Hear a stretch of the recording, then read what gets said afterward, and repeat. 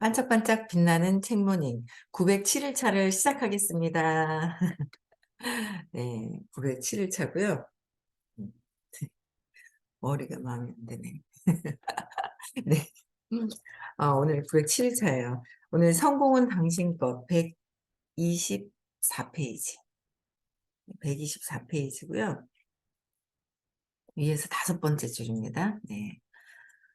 그러면 루이지는 사업을 확장하고 싶으면 어떻게 해야 할까요? 사업을 확장하려면 어떻게 해야 될까? 네.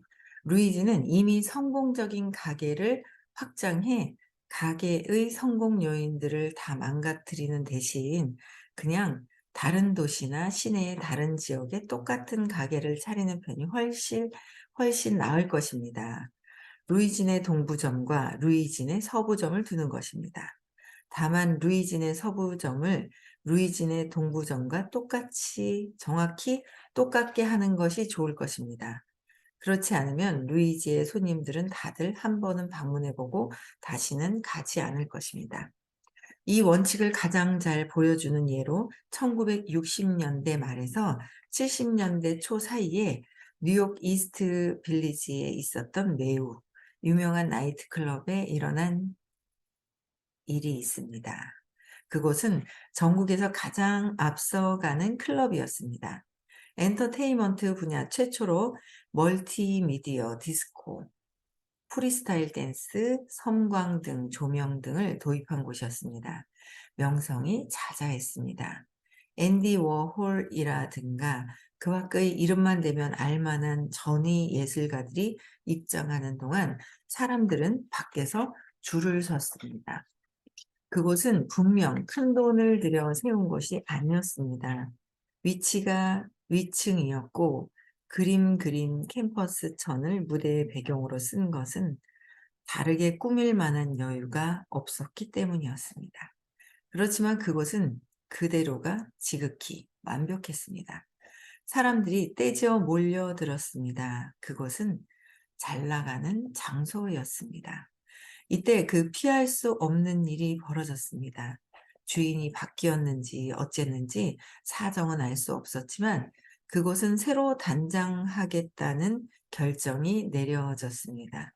그리고 그 치명적인 실수가 저질러졌습니다. 새로 단장하겠다고 했는데 치명적인 실수가 이제 시작이 된 거예요. 그래서 문을 닫고 리모델링에 들어갔는데 영원히 걸릴 것만 같았습니다.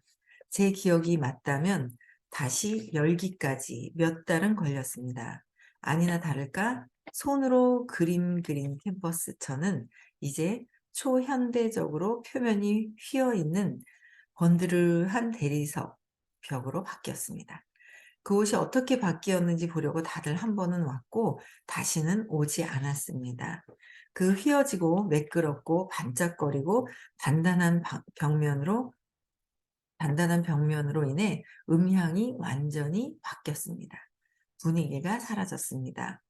그곳에 성공을 가져온 뛰어난 점들이 이제는 단물이 다 빠져버렸습니다. 자세히 알지는 못한다 해도 모두들 무슨 일이 일어난 것인지 감을 잡았습니다. 그리고 더 이상 아무도 그곳에 가지 않았습니다. 이럴 때 지켜야 할 것은 성공작을 보유하고 있을 때는 그것을 유지하고 욕심 부리지 말아야 한다는 것입니다. 뭔가 잘하고 있을 때는 욕심 부리지 말고 그대로 유지를 하는 것이 굉장히 중요하다. 그래서 분위기가 사라져 버린 거예요, 다. 그래서 오로지 이윤에 집중하는 사람들은 흔히들 그 성공작을 읽습니다. 처음에 잘 됐어요. 잘 되면 어떻게 해요? 이윤 추구를 자꾸 하게 되죠. 뭔가를 더 잘해 보고 싶어 하는 마음이 생기는 거예요.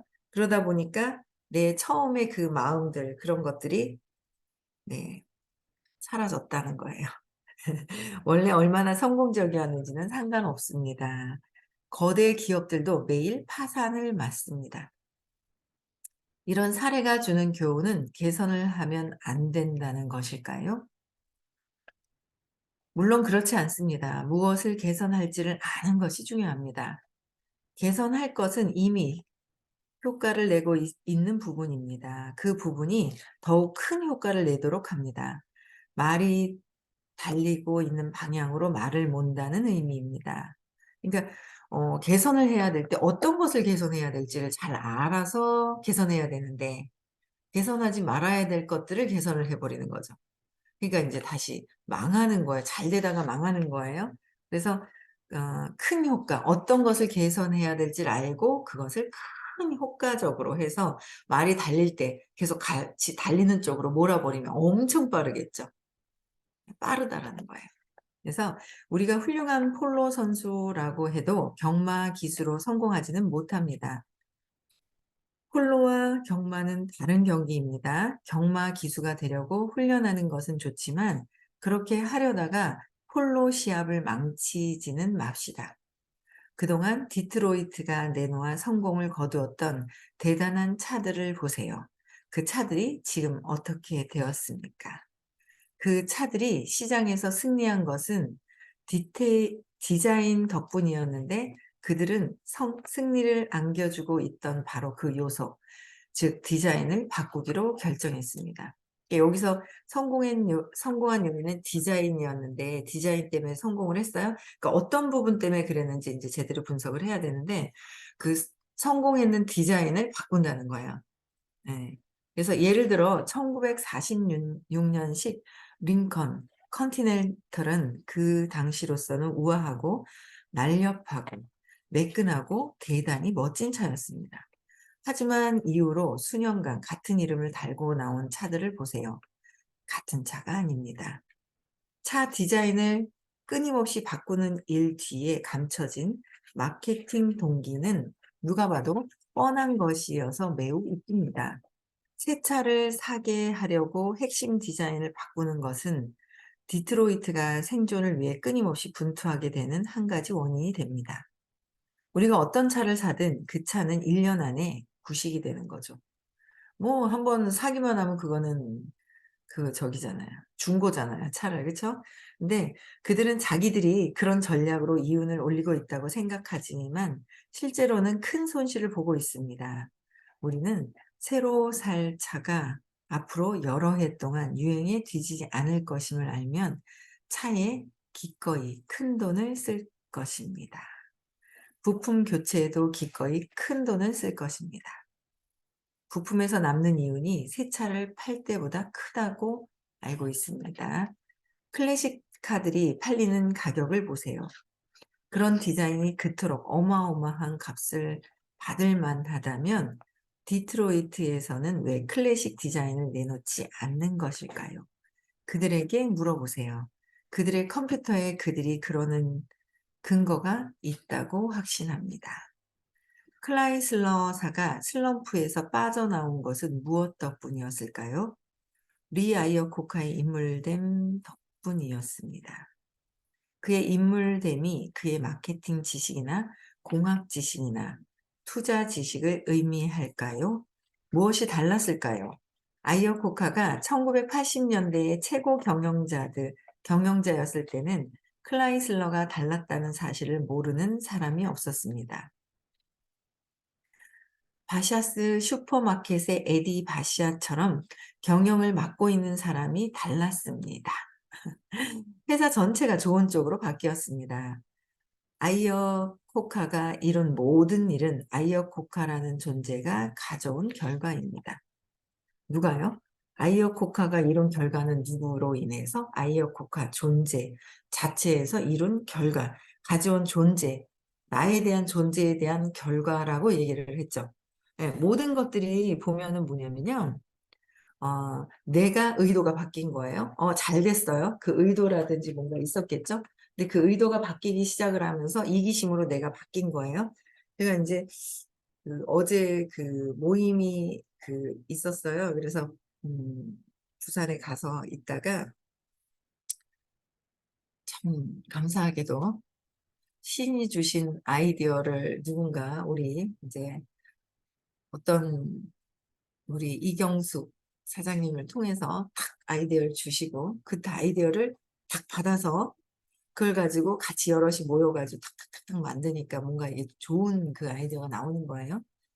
그래서 제가 어제 이제 바로 뛰었어요. 오자마자. 오자마자 바로 그냥 막 현장에서 뛰어버렸거든요. 지체할 수 없다. 바로 저격을 해야 되겠다. 그래서 저는 바로 인제 뛰었는데 뛰어 봤어요. 뛰면서 인제 어떤 반응들이 있죠. 반응들이 있는데 이제 그걸 오늘 아침에 이렇게 생각을 해 봤어요. 생각을 해 보고 생각을 해 봤는데 결국은 어 여러 유형의 사람이 있지만 결국은 누구예요? 난 거예요, 나. 내가 어떤 의도를 가지고 어떻게 하느냐가 가장 중요한 포인트인 거예요. 그래서 내가 정말 중요하다. 내가 어떻게 할 것이냐. 그러니까 어 "저 사람이 이래요. 왜 저래요?" 막 이래 얘기를 해요. 결국 본인을 봐야 된다는 거죠. 내가 왜 이런 얘기를 하고 오늘 아침에도 어떤 분이 인제 막 아침 일찍 일어나죠 제가. 아침에 되게 많이 바빠요. 톡을 막 올려야 되고 뭐 해야 될 게 인제 되게 많아 가지고 많이 바쁜데 뭐 그래도 엄청 궁금해하시니까 뭐 바쁘든지 어쨌든 궁금하면 연락 주시면 돼요. 그래서 인제 이렇게 연락이 오셨는데 그런 거예요. 인제 의식 수준의 그 원칙인가요? 새로 나온 책을 읽고 계신가 봐요. 예 거기서 인제 의식 수준을 높이려면 어떻게 해야 되는 거냐고 인제 물으시는 거예요. 그래서 의식 수준을 높이려면 어떻게 해야 될까? 의식 수준이 높아진다는 거는 차원이 달라지는 거예요. 차원이 달라지는 거더라고요. 그러니까 1 차원, 2 차원, 3 차원에서 입체로 보이는 것에서 입체에서 위로 올라오면 이 입체가 그대로 보이잖아요. 위에서 보면 입체가 그대로 보이거든요. 근데 내가 그냥 그 입체 안에 있다면 입체의 한 면만 보이게 되는 거죠. 차원을 경험을 해서 올라가 버리면. 그래서 그 이 차원이 의식 수준은 20 에서 1000 까지 이 층을 어떻게 올라가느냐. 근데 내가 머리로 이해하는 것이 아니라 이 층을 올라가는 거예요. 그러기 위해서는 어떻게 해야 돼요? 내가 의식 수준이 올라가야 되는 거예요. 그러려면 내가 올라가려면 내가 생각하고 있는 것을 세상이 보고 있다는 거죠. 내가 보고 있는 것을 내 마음을 세상에서 판단 분별을 하는 거예요. 근데 이게 인제 내 생각을 밖으로 던져서 보고 있다라는 원리가 있죠. 그러니까 이거를 이해를 하고 밖에 있으면서 판단 분별하는 모든 것들을 내 안에서 '왜 그러지? 왜?'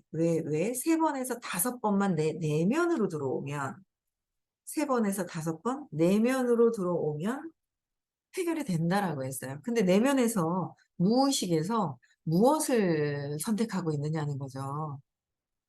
내 무의식 안에서. 어릴 때 3살 이전에 쇼크가 있었어요, 상처가. 거기서 두려움을 가지고 있다는 거. 두려움은 100, 200 이하의 감정을 갖고 있는 거예요.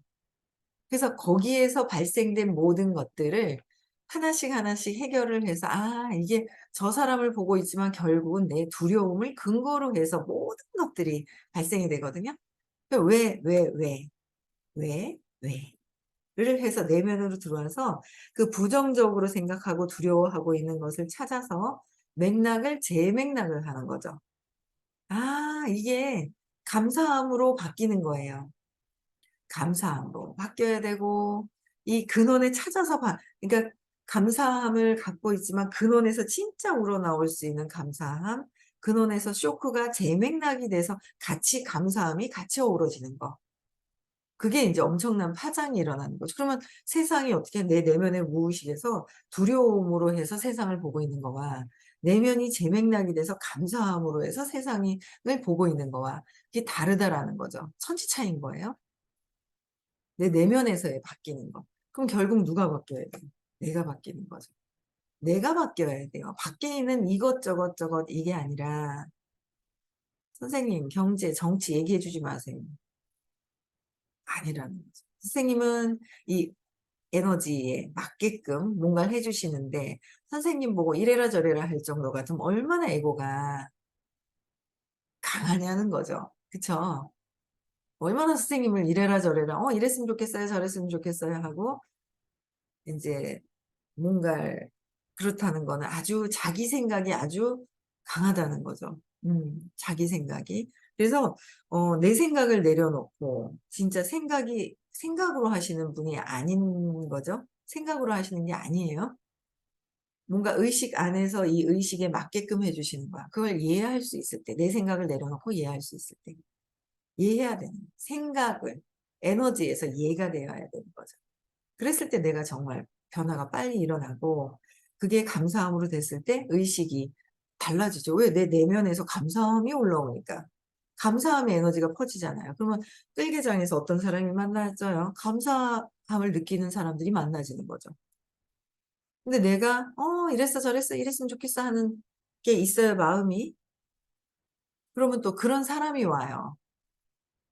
"선생님 이랬으면 좋겠어요. 저랬으면 좋겠어요." 하고 하는 사람이 오게 된다는 거예요. 그러면 그 사람들의 뭐가 아니라 그걸 보고 통해서 내가 나를 볼 수 있어야 되는 거예요. 그래서 결국은 제가 어제 아이디어를 받아온 것도 현장에서 띄어 보니 결국 내가 어떠하냐에 따라서 그 파장이 일어나는 거죠.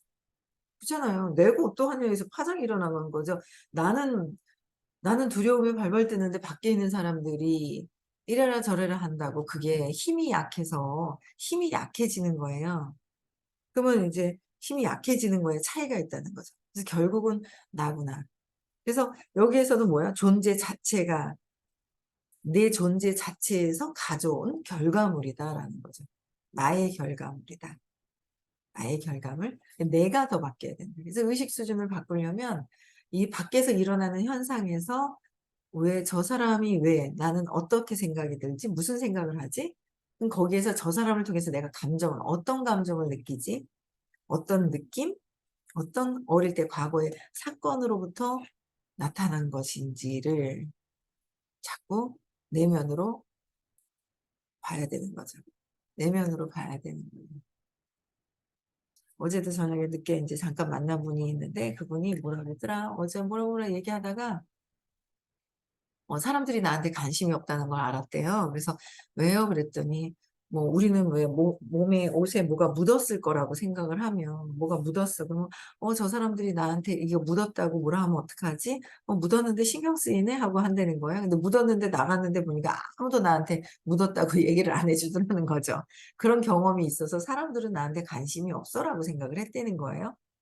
근데 제가 그랬죠. 아니라고. 어린아이는 순수한 어린아이는 사람들이 나한테 쳐다보는지 안 쳐다보는지 관심이 있는지 없는지를 알까요? 없는 거예요. 몰라요. 그러니까 관심이라는 단어를 써서 관심이 있다 없다가 모르는 거예요. 근데 그 표현을 벌써 쓴 거예요, 걸어 다닐 때.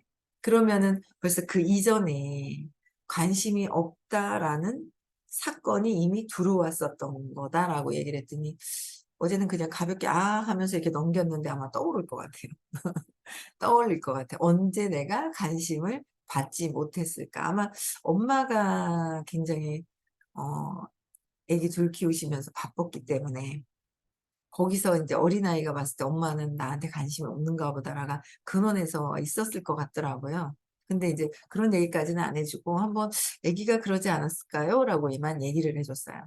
그래서 굉장히 신념체계 사건들 굉장히 많은 것들이 있어요. 많은 것들이. 그거 계속 해결하고, 해결하고, 해결해야 돼요. 그러려면 질문해야 되고요. 모르겠으면 질문하고 사건을 찾아서 계속 내면에서 발표가 계속 발표하고, 발표하고, 발표를 계속 해야 자꾸 부정적인 거에서 긍정적으로 바뀔 수 있다는 거죠. 아직 내가 부정적으로 하고 있는지를 각성이 안 돼서 내가 내 모습을 보지 못한다면 내가 내 모습을 보지 못하는 거야. 밖에 있는 세상 사람들 모습만 보이는 거예요. 그 모습이 난데. 그들을 판단하고 있는 것이 난데. 그쵸. 난 거예요. 그래서 '아 그냥 내가 열심히 뛰고 내가 열심히 하면 되는 거다.'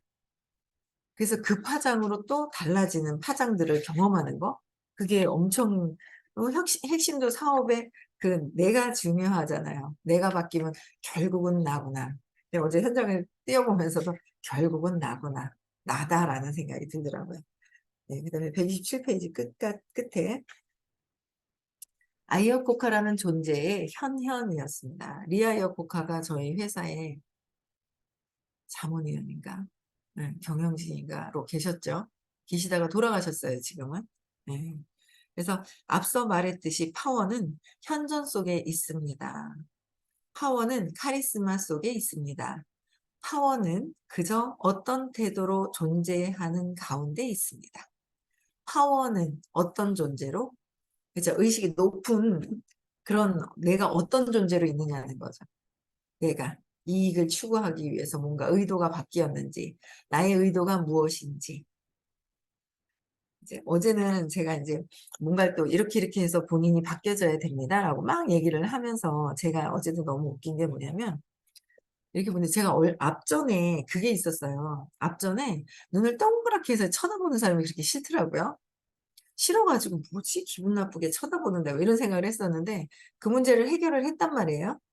그냥 뭐 저 사람은 쳐다보는데 내가 쳐다보는 거가 왜 싫은 건지 그 어릴 때 쳐다봤을 때 뭐 아빠한테 제가 20살 땐가 남자친구 있다고 뺨을 한번 좀 맞은 적이 있었는데 그 뺨을 때릴 때 그 눈빛, 남편이 쳐다보는 그 눈빛, 뭔가 그 눈빛이 있어요. 눈빛이 그렇게 싫은 거예요. 그 두려움이 그렇게 있더라고요, 어릴 때. 근데 그게 인제 아빠가 술 드시고 들어왔을 때 막 엥 해 가지고 막 꽁 해 갖고 쳐다보는 그런 눈빛들, 그런 것들 때문에 뭔가 공격하는 것 같은 느낌이 있는 거예요, 어릴 때. 아빠가 공격할 때 막 쳐다보면서 막 했던 그 눈빛 때문에 이제 두려움이 들어와 있었는가 봐요. 근데 그 눈빛이 어릴 때 그래서 누가 이렇게 많이 쳐다보는 거를 싫어했었어요. 근데 어제도 보니까 제가 인제 요새 이렇게 막 뭔가를 도와주고 막 계신 그분이 뭔 얘기를 하잖아요. 눈도 큰 거예요. 눈도 큰데 얘기할 때 이제 눈을 크게 해서 막 이렇게 쳐다보는 거예요. 그래서 내가 '야 이거 앞전에 이 문제 해결하지 않았으면 이 사람하고도 내가 불편해 가지고 내가 이게 소통이 안 됐겠구나.'라는 생각이 드는 거죠. 이 내 문제가 되게 내 문제만 해결하면 그래서 '소통이 안 됐었겠구나.' 끝까지 이렇게 눈도 깜빡거리지도 않아요. 계속 눈을 땡그랗게 져 갖고 계속 이렇게 쳐다보고 계신 거예요. 그래 가지고 '아 이분이 인제 이 에너지를 이렇게 느끼는구나. 느끼려고 이렇게 쳐다보는구나.' 하면서 그 생각이 드는데 아 사람들이 얘기할 때 그 그래도 자신감 있게 쳐다보는 사람이 있고 좀 다른 걸 쳐다보면서 쳐다보는 사람이 있고 그 습관적으로 그것도 습관이더라고요. 습관인데 저는 그걸 싫어했었어요. 예전에 아빠 그 눈빛에 공격하려고 쳐다보면서 막 공격하는 것 같은 그 느낌 때문에 어릴 때 그것 때문에 인제 되게 싫었었는데 그거 해결하지 않았으면 진짜 이 사람하고의 그 관계에서 또 해결이 이렇게 부딪힘으로 해서 '해결이 안 됐었겠구나.'라는 생각이 들더라고요. 그래서 야 이거 어쨌든 내 내면에서 과거에서의 계속 찾아지잖아요. 그러니까 밖에서 부딪히고 밖에서 이해가 안 되는 사람들 그거 그냥 넘어가면 안 되죠. 그냥 넘어가면 안 돼요. 해결을 해야 돼요. 그래서 제일 불편한 사람부터 적어 보는 거예요. 요새 여기 신규들이 막 들어오세요.